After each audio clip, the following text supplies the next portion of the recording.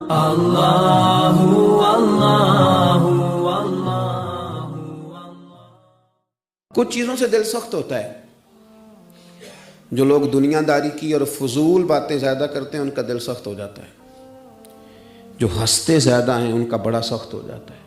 اور صوفیاء کہتے ہیں جو کسی پہ ہنستے ہیں نا ان کا تو مردہ ہی ہو جاتا ہے، تو معاملہ ہی ختم ہو گیا۔ اور جو لوگ رزق حرام کی طرف بڑھتے ہیں ان کا دل بھی مردہ ہو جاتا ہے۔ اور اقبال کہتے ہیں جو مشینی زندگی گزارنے لگتے ہیں نا روحانی زندگی سے نکل جاتے ہیں۔ ہم آج کل مشینی زندگی پہ آ گئے۔ ہمارے پاس انٹرنیٹ ہے، موبائل ہے، آواز کے فاصلے اتنے کم ہوئے ہیں کہ دلوں کے فاصلے بڑھ گئے ہیں۔ اقبال کہنے لگے دل کے لیے موت ہے، دل کے لیے موت ہے، دل کے لیے موت ہے یہ مشینوں کی حکومت۔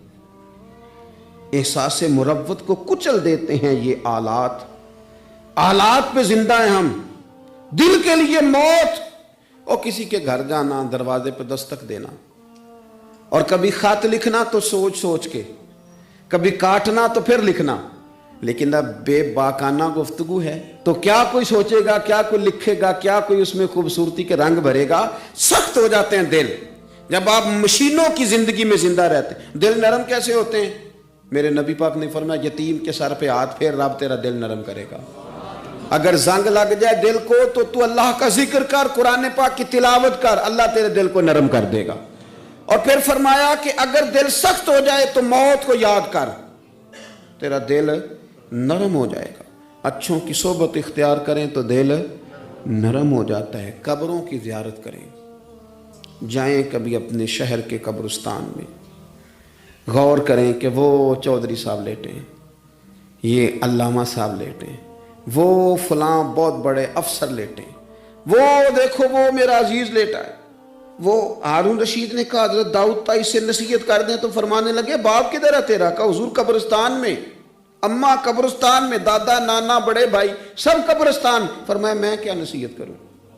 او پئیاں دس دیاں نہیں قبراں جنہاں تے پھول پے، ادھروں کوئی بھی نہیں آمدا، تے ادھروں لکھاں گئے، تے سہ سہ جوڑ سنگت دے ڈٹھے، سہ سہ جوڑ 100 سال کی دوستیاں، سہ سہ سال سنگت دے ڈٹھے، او تکو آخر وتھاں پئیاں، او جنہاں بعد جیسی پل نہیں سمجھیندے، ایک پل نہیں سمجھیندے، پھر وہ شکلاں بھی یاد نہ رہی ہیں۔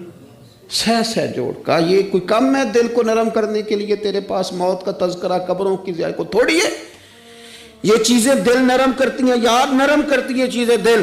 ہمارے جتنے بھی صوفیاء کرام ہیں، جتنے بھی اولیاء عظام ہیں، ان سب کا سب سے بڑا اور اہم درس یہ ہے کہ انسان پوری طور پر اپنے آپ کو اپنے اللہ تعالیٰ کے سپرد کر دے۔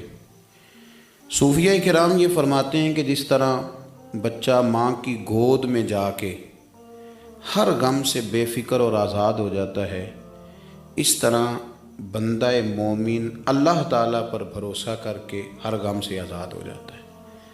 ہمارے ہاں یہ مسئلہ بن گیا ہے کہ ہمیں آج کل دنیا داروں پر، دوستوں پر، احباب پر، اپنے تعلقات پر، اپنی جیب پر تو بھروسہ ہوتا ہے، لیکن اللہ تعالیٰ کی ذات پر جس طرح بھروسہ ہونا چاہیے اس طرح نہیں ہوتا۔ اقبال صوفیاء کرام کی اس سوچ کو اور آج کے دور کی ہماری اس کمزوری کو اس طرح بیان کرتے ہیں۔ وہ کہتے ہیں نگاہ فقر میں شان سکندری کیا ہے، اور خراج کی جو گدا ہو وہ کیسری کیا ہے، بتوں سے تجھ کو امیدیں خدا سے نو امیدی، مجھے بتا تو صحیح بھلا اور کافری کیا ہے۔ لوگوں سے امیدیں رکھنا اور رب سے نا امید ہو جانا، اس سے بڑی اور کافری کیا ہے۔ نبی رحمت سید عالم صلی اللہ تعالیٰ علیہ وسلم نے فرمایا میری امت کے 70,000 لوگ بغیر حساب کتاب کے جنت میں داخل کر دیے جائیں گے۔ یہ وہ لوگ ہوں گے جو ہر حال میں اپنے رب پر بھروسہ کرتے ہیں، مکمل طور پر ہر لحاظ سے ہر حال میں ان کا بھروسہ اپنے رب کریم پر قائم رہا، ادھر ادھر نہیں دیکھا، اللہ پر بھروسہ رہا۔